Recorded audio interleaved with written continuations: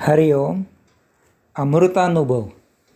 योगदास श्री जय गणेश जोशी यांचे प्रवचन. अध्याय 7. अज्ञानखंडन. ओवी क्रमांक 50. तरी चाखिला गूळ गुळे, माखिले काजळ काजळे, का घेणे देणे शुळे, हालया सुळू. अर्थात गुळाने गूळ चाखला, काजळाने स्वतःला माखले, सुळाने स्वतःला सुळावर दिले, असे कधीही होत नाही. माऊलींनी येथे 3 उदाहरणे दिली आहेत. माऊली म्हणतात की 1. गूळ स्वतःची चव स्वतः कधीही घेऊ शकत नाही. 2. काजळ स्वतःत काजळ घालू शकत नाही. 3. सूळ स्वतःला सुळावर चढवू शकत नाही. गुळाप्रमाणे अज्ञान त्याच अज्ञानामुळे स्वतःला सिद्ध करू शकत नाही. उदाहरणार्थ, मरणधर्मा असलेला देह आत्मचैतन्याप्रमाणे स्वतःला शाश्वत सिद्ध कसे करणार? काजळाप्रमाणे ते स्वतःला उजळू शकत नाही, कारण ते भ्रामक आहे. फूल कितीही सुंदर उमलले तरी सायंकाळी ते कोमेजून जाते. सुळाप्रमाणे ते स्वतःला नष्ट करून ज्ञान म्हणून मिरवू शकत नाही. अध्यात्माप्रमाणे भौतिक परम नाही. अशा प्रकारे अज्ञान कधीही स्वतःला सिद्ध करू शकत नाही, कारण अज्ञान सत्य नाही, तो मानवी कल्पनाविलास आहे. ओवी क्रमांक 51. तैसे कारण अभिन्नपणे कार्यही अज्ञान होणे, ते अज्ञानची मा कोणे, काय देते. अर्थात कार्य आणि कारण दोन्हीही अभिन्न आहेत. यामुळे अज्ञानामुळे होणारे कार्य त्याच्या कारणालाही अज्ञानी ठरविते. मग कोण कसे सिद्ध होणार? कार्य कारणाशिवाय घडत नाही आणि कारण कार्यामुळे असते. अशा प्रकारे कारण आणि कार्य ही दोन्ही एकमेकांशी संलग्न आहेत. तथापि कार्य अज्ञानामुळे होत असते. आपण काही कार्य केले हा वृथा अभिमान असतो. कोणीही काहीही करू शकत नाही, सर्व काही नियतीकडून घडत असते. तरीही कार्याचा अहंकार असतो. यामुळे कार्य अज्ञान आहे. याचा अर्थ त्याच्याशी संलग्न असलेले कारणही अज्ञान आहे. ज्या प्रकारे गूळ गुळाची गोडी सिद्ध करू शकत नाही, त्या प्रकारे दोन्हीही अज्ञान असल्यामुळे ते अज्ञान सिद्ध करू शकत नाहीत. कारण दोहोंना अनुभवायला कोणीतरी तिसरा असणे आवश्यक असते. एक ठोंब्या दुसऱ्या ठोंब्याशी येऊन काय उपयोग? यामुळे अज्ञान स्वतःला सिद्ध करू शकत नाही, कारण अज्ञान सत्य नाही, तो मानवी कल्पनाविलास आहे. ओवी क्रमांक 52.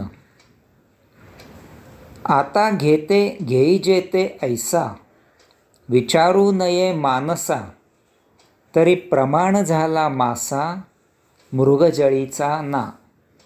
अर्थात मानवा, अज्ञानाने अज्ञान सिद्ध करण्याचा विचारही करू नये. तसे केल्यास मृगजळातील मासा सत्य आहे असे शाबित होईल. माऊली सांगतात की मानवा, अज्ञानाने अज्ञान सिद्ध होईल का असा विचारही करू नकोस. कारण जर तसे झाले तर मृगजळातील मासा सत्य आहे असे म्हणावे लागेल. याचा अर्थ इतकाच आहे की आधीच मृगजळ भ्रामक असते, त्यात मासा असणे हे तर आणखीनच भ्रामक असते. याचप्रमाणे मुळातच अज्ञान असे काहीही नाही. भौतिक जड वस्तुजगत अस्तित्वात नसते. जे काही आहे तो परमचैतन्याचा काही कालावधीकरता होत असलेला आभास आहे. सूर्यप्रकाश आणि वारा यामुळे दूरवर पाणी असल्याचा आभास होतो. तसेच परमचैतन्यामधून येथे अशाश्वत भौतिक जड वस्तुजगत निर्माण होते. त्यायोगे जडदेह जीवित राहतो. त्याचा तोच उपयोग असतो. त्याचा आपण उपभोग घेणे वेडेपणाचे असते. त्यात आपण अंशात्मा असलेले गुंतून जाणे म्हणजेच अज्ञान आहे. कारण या अशाश्वत वस्तू जगतात आपण त्या शाश्वताचा अंश आनंद घेऊ शकत नाही. तेथे आनंदाचा आभास निर्माण होतो आणि आपण सुखदुःख अशा न संपणाऱ्या दुष्टचक्रात जन्मजन्मी अडकतो. यास्तव माऊली सांगतात की मानवा, या भ्रामक अज्ञानात अडकू नकोस, त्याचा विचारही करू नकोस. येथे या सृष्टीत जी लीला होत आहे त्याला साक्षी राहा, म्हणजे त्याचा आनंद घेतला जाईल. ओवी क्रमांक 53. तव प्रमाणाचिया मापा न सापडेची जे बापा, तया आणि खपुष्पा विशेषू काई. अर्थात ज्याला प्रमाण सापडत नाही ते आकाशपुष्पाप्रमाणे भ्रामक असते. कोणतीही जड वस्तू ज्ञानेंद्रियांना प्रत्यक्ष जाणवते, भावते, दिसते, ज्ञात होते, तेव्हाच त्याचे ज्ञान त्यांना होते. भले भौतिक वस्तुजगत मिथ्या असेल, तथापि जड ज्ञानेंद्रियांना त्या जडवस्तू प्रत्यक्ष प्रमाण म्हणून गोचर होतात, तेव्हाच त्यांचे ज्ञान त्यांच्याकडून प्रक्षेपित केले जाते. माऊली आपल्याला नेमके हेच सांगत आहेत. आपण अंशात्मा आहोत. आपल्याला भौतिक जड वस्तुजगत प्रत्यक्ष प्रमाणांनी जाणवू शकत नाही. याच कारणास्तव आपण त्यांच्या आहारी जायचे नाही, फक्त त्यांची लीला साक्षीत्वाने अनुभवायची. बस हे इतकेच आपण करायचे आहे, तरच आपण या सृष्टीचा आस्वाद घेऊ शकतो. तसे न केल्यास आपण देहादी इंद्रियांच्या आहारी जाऊन या भौतिकात प्रत्यक्ष सहभागी होऊन सुखदुःखाच्या न संपणाऱ्या चक्रव्यूहात अडकून जन्ममरणाचे फेरे घेत राहू. कारण सरळ आहे. आपण सूक्ष्म आहोत आणि आपण जड भौतिक वस्तुजगतात रस घेत आहोत. हे शक्य नाही. तसे करू गेल्यास त्यात सहभागी झाल्याचा आभास होतो आणि या भ्रामकपणामुळे आपण दुर्दैवी फेऱ्यात अडकतो.